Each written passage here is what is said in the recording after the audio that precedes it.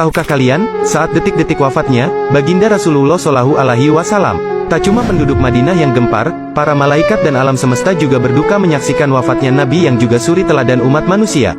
Rasulullah Shallallahu Alaihi Wasallam menghadap Ilahi Rabi pada hari Senin pagi tanggal 12 Rabiul Awal tahun 11 Hijriah bertepatan 633 Masehi.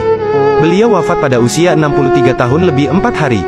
Isyarat dekatnya ajal Rasulullah dimulai ketika beliau beriktikaf selama 20 hari di bulan Ramadan tahun 10 Hijriah. Sebelum ajal menjemput, beliau memang sakit sampai tidak bisa mengimami salat jamaah di masjid. Hingga pada suatu hari datanglah malaikat maut bertamu ke rumah beliau untuk mengambil ruh Rasulullah yang mulia. Kedatangan tamu itu sebenarnya ditolak oleh putri tercinta Sayyidah Fatimah Az-Zahra radhiyallahu anha, tetapi setelah Rasulullah menjelaskan bahwa yang datang adalah malaikat maut, akhirnya Fatimah mempersilakan masuk. Malaikat maut datang menghampiri, Rasulullah menanyakan kenapa malaikat Jibril tidak ikut menyertainya. Kemudian dipanggillah Jibril yang sebelumnya sudah bersiap di atas langit dunia menyambut ruh kekasih Allah dan penghulu dunia ini. Ketika Jibril datang ke hadapan Rasulullah, beliau berkata, "Ya Jibril, jelaskan apa hakku nanti di hadapan Allah?" tanya Rasulullah dengan suara yang lemah. "Pintu-pintu langit telah terbuka, para malaikat telah menanti ruhmu. Semua surga terbuka lebar menanti kedatanganmu," kata Jibril. Tapi itu ternyata jawaban itu tidak membuatkan Rasulullah lega, mata beliau masih penuh kecemasan. "Apakah engkau tidak senang mendengar kabar ini?" tanya Jibril lagi. "Kabarkan kepadaku bagaimana nasib umatku kelak," ucap Rasulullah.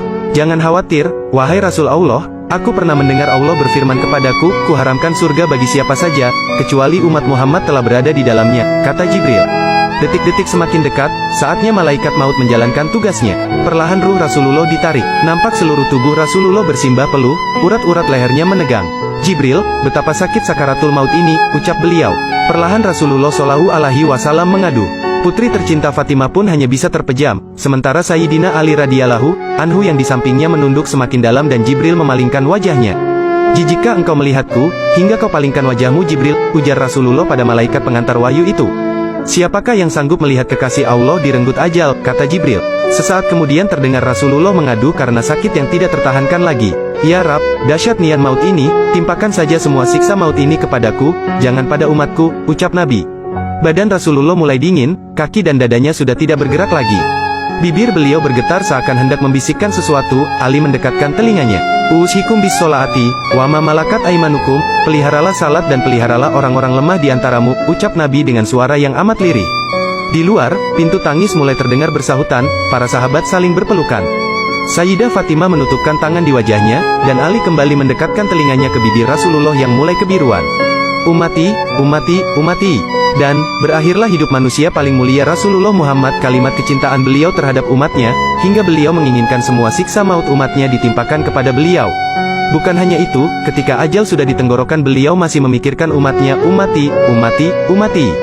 Subhanallah, nah seperti itulah saat Baginda Rasulullah Shallallahu Alaihi Wasallam meninggal, bahkan beliau masih sempat-sempatnya mengingat umatnya. Mudah-mudahan kita menjadi umat beliau yang cinta kepada beliau. Amin.